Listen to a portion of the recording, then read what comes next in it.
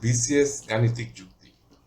প্রশ্ন ১, ১-এর বর্গ যোগ ৩-এর বর্গ যোগ ৫-এর বর্গ যোগ এইভাবে যোগ ৩১-এর বর্গ সমান কত? উত্তর: ক ২৫৮, খ ২৫৬, গ ২৫৪, ঘ ২৫২। সূত্র ২৫তম বিসিএস। এখানে প্রশ্নটি ভুল আছে।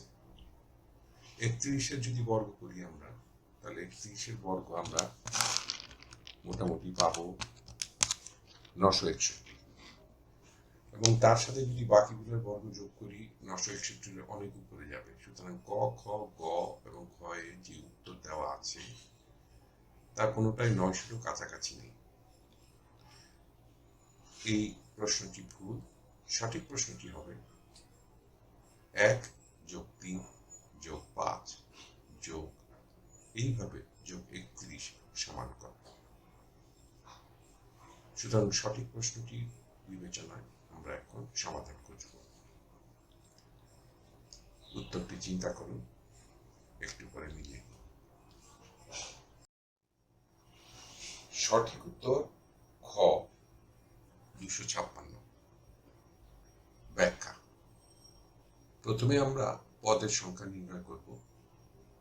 পদের সংখ্যা নির্ণয়ের সূত্রটি হচ্ছে পদ সংখ্যা সমান সর্বশেষ পদের মান বিয়োগ ১ ভাগ প্রতি পদে বৃদ্ধি যোগ ১।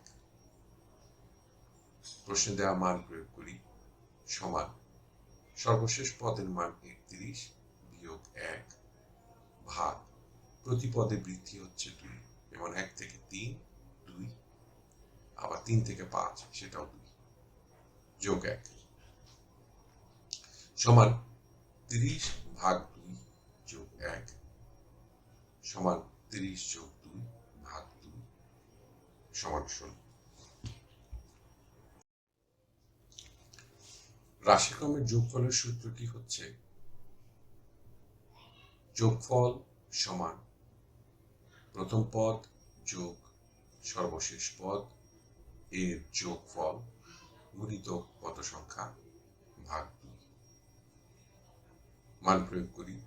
সমান প্রথম পদ ১ যোগ সর্বশেষ পদ ৩১, এ দুটি যোগ করব, গুণ ১৬ ভাগ ২ সমান ৩২ গুণ ১৬ ভাগ ২ সমান ১৬ গুণ ১৬ সমান ২৫৬। উত্তর খ ২৫৬।